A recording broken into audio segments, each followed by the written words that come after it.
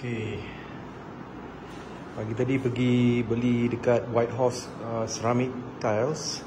So dekat sana saya beli yang porcelain tiles yang ni, satu keping untuk alas yang kitchen set yang saya buat hari tu. Daripada almari lama saya buat kabinet ni. Lepas tu alas tu dia macam ni kan. Ini pun dia macam ni. So saya beli 3 kaki kali 2 kaki punya tiles. Saya letak atas tu, so dia dah rata. So you boleh letak dapur gas kat sini, sebelah sana. So I akan alihkan tu ke tempat sana, luar dekat yard. So benda ni dah siap. Saya kena gergaji dekat bawah tu. Lepas tu saya kena pakai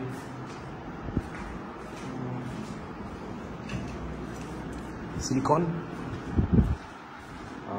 Di bawah tiles ni lah saya kena pasang dekat table seluruh keliling ni. Lepas tu saya kena glue kan lah. So yang tu saya kena buat. Tapi walaupun tali saya dah ngam-ngam beli, dia masih ada kekurangan dia. Sebab kalau nak perfect, dia kena ngam-ngam dekat sini kan, daripada sini sampai sini. Tapi ada gap selepas saya pasang. Macam saya kalau tolak ke tepi macam ni, dia ada gap. Dia ada gap macam ni. Tapi saya tak kisahlah, ini bahagian belakang. So tak ada orang nak tahu pun dia gap ke tak gap. Lagi lebar lagi bagus kan. So yang ni janji boleh keluar pintu tu dah. Sebab ini 2 kaki, yang tu lebih 2 kaki pintu tu. So dia memang boleh keluar, jadi saya tak kisah. Kecuali benda ni saya terlupa bawa gergaji. Yang ni nak gergaji ni payah lah. Tapi sebelum pasang tile ni kat table ni, nak lekat, saya kena terbalikkan table ni, nak kasih gergaji. Sebab nak gaji macam ni susah kan.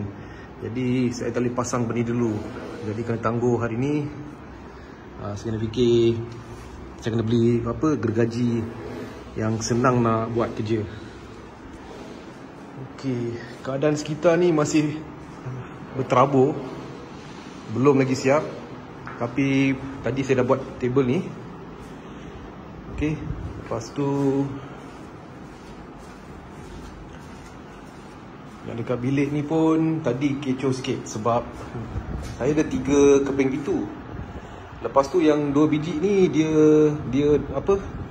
kabinet dapur, kabinet almari semua tu kan. Saya masa COVID hari tu saya simpan, saya tak nak buang. Jadi saya cuba pecahkan gelas ni dengan pelbagai cara, dengan menggunakan heat macam iron, pakai iron punya heat kan. Tapi dia masih kuat dia punya gum tu. Jadi saya dapat kopek sikit saja. Yang ni pun nak kopek, takut kena mata apa kan. So bukan expert sangat. Jadi serpihan dia pun akan pergi sana sini. Nanti lama kalau you tak sapu kena kaki kan. Jadi saya stop benda tu. Dekat sebelah sini semua ada gelas. Jadi apa saya buat, saya nak table ni panjang macam ni je, sampai sini saja. Yang ni memang saya nak gergaji pun. Saya ingat nak buat sampai sini. Tapi kalau saya buat ngam-ngam kat sini, masa orang keluar daripada toilet tu, dia akan terlanggar bucu kat sini. Jadi saya rasa lebih baik saya pendekkan. Yang ni pun dah cukup panjang dah ini. Yang ni pun lebih 3 kaki, 5 kaki lebih. Jadi ni walaupun dah 5 kaki, dekat almost 5 kaki setengah lah. Jadi dekat sini saya akan gergaji pun. Potong, lepas tu letak edils yang saya beli dekat IKEA. Lepas tu yang ni pun saya beli, yang L bracket pun saya beli kat IKEA. Saya akan pasang seperti yang saya pasang dekat hall. Macam ni lah. Saya akan pasang macam ni kat dalam bilik. So tak rugi table tu. So yang ni bukan permukaan, dia permukaan dia bahagian belakang. Tapi ni saya terbalikkan sebab saya nak skru bahagian bawah tu, nak pasang kaki semua. So kat sini pun sama. Saya ada, kan dia boleh nampak lubang hinges tu kan. Kat sini pun bilik ni kecil. Jadi saya dah marking kat sana. Yang tempat ujung sekali kayu tu dah macam rosak sikit. Jadi saya akan gergajikan separuh macam tu. Lepas tu saya akan pendekkan, saya akan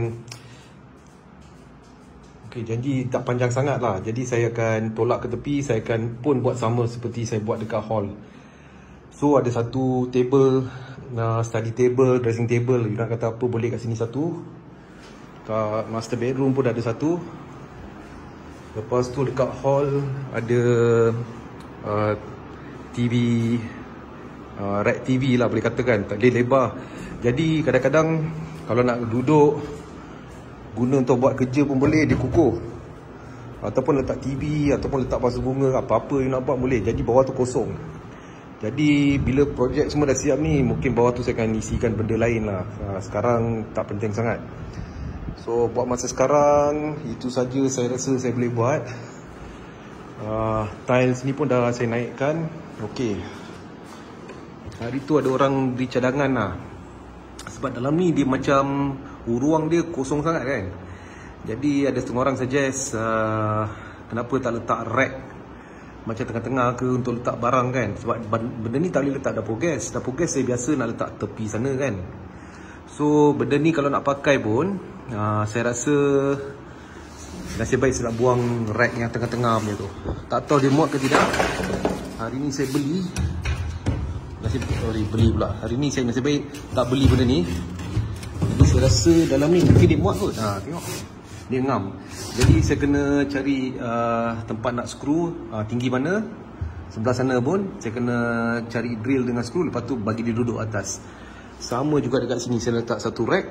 Saya dah ada rack ni, sedia ada. So benda ni semua barang kabinet saya dulu. Yang kabinet baju. So nasib baik tak buang. Saya boleh pakai lah benda ni. So yang ni pun soft close. Okay, lagi nak cantikkan benda ni. Jadi saya boleh pergi macam kedai hardware. Biasa setengah kedai hardware dia tak jual barang-barang nak cantikkan dapur. Jadi macam benda ni nampak macam tak best kan. Saya ada beberapa cara lah. Mungkin saya akan beli L bracket yang jenis plastik ke atau aluminium ke atau apa-apa yang jenis tak karat. Sebab benda ni akan senang basah selalu kan. So saya letak L bracket kat sini. Dia panjang macam ni pun okey. Jadi nampak cantik aja. Sebelah sini saya tak kisah. Sebab bila saya buka tempat ni, dia kecil saja. Jadi sebelah sini pun tak ada orang akan pandang. Sebelah sana pun tak ada orang akan pandang. So tak kisah sangat lah benda ni. Benda ni expose tak kisah sangat. Jadi benda ni je saya kena cover dengan L bracket. Belakang ni pun tak kisah sebab dekat dinding tu tak ada orang nak perasan pun ada apa benda. Walaupun orang letak barang sini pun dia tak impact pun. Jadi tak payah potong-potong bagi masa. Okey, 3x2 tiles ni kebanyakan kedai tiles tak ada. Saya nasib saya dapat benda ni. Kalau tidak saya kena beli 2x4 kena potong. Tahulah kalau potong tiles tu kali pertama kali kedua mesti kita kena korbankan tiles tu, mesti tiles tu rosak. So saya cubalah cari nasib baik dapat. Sebenarnya saya nak warna lain, dia matching dengan tile dapur saya kan, dry kitchen tu. Tapi pasal benda ni semua macam woody colour, jadi saya pun pilih yang benda macam ni. Nasib baik ada warna ni, saya ambil terus, tak nak bagi masa. Okey, mesti anda tertanya kan, macam kat sini semua macam dia sharp kan. Itu pun tak ada masalah. Saya pernah tengok dulu kontraktor saya, dia pernah ambil sandpaper. Dia buat cara dia senang. Sebenarnya dia ada mesin dia. Dia boleh grinding sampai dia lengkok kan. Tapi dia apa, dia roll benda ni kan dengan pakai kayu bulat. Lepas tu dia main gesir. Dia main gesir dekat 90 degrees kan, macam ni kan. Lepas tu benda tu dia tak sharp. Kecuali bucu ni you tak boleh buat apa-apa lah. You boleh gesir kat sini pun. Jadi dia tak terlalu sharp lah. Dia janji tak terlalu tajam kat sini. Itu saja kita boleh buat. Lepas tu pasal ni porcelain tile, jadi warna dia ada second layer, third layer. Kalau kita beli yang ceramic, kalau kita pakai sandpaper ni, bila satu kali dua kali kita gesir, dalam tu dah nampak warna putih dah. So pasal tu penting kalau untuk dapur porcelain tu dia berat dan keras sikit. Lepas tu layer painting dia ada bawah, ada 2-3 layer. So macam tu lah sekarang. Ini pun daripada the last video yang saya post. Baru hari ni saya continue kerja untuk datang apartmen ni. Tapi sebelum tu tak buat apa-apa lah, relax je kat rumah sebab cuti sekolah semua kan. So macam tu lah sekarang. Tak ada parts. Walaupun ada banyak skru ni, Tapi dinding ni pasal teruk sangat, jadi saya kena pergi cari wall plug yang lagi besar, mata drill dengan socket screw. Yang 3 barang saya kena cari. L bracket sana kena cari. Lepas tu gergaji kena cari yang efektifnya, gergaji yang boleh potong laminate wood ni. Sebab laminate wood ni dia memang dah 15 tahun saya pakai, dia masih kukuh tau. So maknanya kontraktor saya tak tipu dulu, dia pakai barang yang berkualiti. Kecuali yang board putih ni, itu yang saya tak suka. Sebab board putih ni masa dulu diorang buat, harga 8x4 feet kan, satu board kan, RM80 saja. Dia boleh cakap ni cockroach proof, waterproof, fireproof, dia boleh gebang macam-macam lah. Tapi 4x8, jadi 4x8 dia beli satu keping, dia boleh buat macam 2 kotak macam ni. Dalam tu 2 kotak. Jadi yang luar saja dia buat barang mahal, yang melamine pula, laminate board. Dalam tu memang chipboard, tapi dia buat laminate board kan, laminate tu lagi keras. Tengok pun tahu kan, selepas 13-14 tahun dia memang lagi tahan. So itu salah satu lah. Tapi sekarang trending, orang semua pakai melamine seluruh badan kabinet. Tapi melamine tu ada setengah tu dia macam stiker. Nampak pun stiker, kalau kita gores kan dia boleh nampak bahagian dalam kayu ke chipboard. Itulah salah satu kekurangan dia lah. So yang ni memang ok. So benda ni dah selesai, consider benda ni dah selesai. Tunggu parts dia, tunggu gergaji, bilik 1 gergaji, bilik 2 gergaji. Adils tu yang kaki tu senang saja pakai, 1, 2, 3, 4 sekejap je. Tu tak sampai 10 minit satu table boleh counting. Nak sediakan table tu, nak gergaji tu sekarang akan ambil masa. Jadi saya pergi DIY sekarang. Saya nak pergi cari gergaji yang efektif. Jigsaw tu memang tak boleh pakai. Jadi saya nak cari benda tu dengan skru, dengan soket. Mungkin besok ke lusa saya datang, nak habiskan kerja ni lah. Ok, itu saja.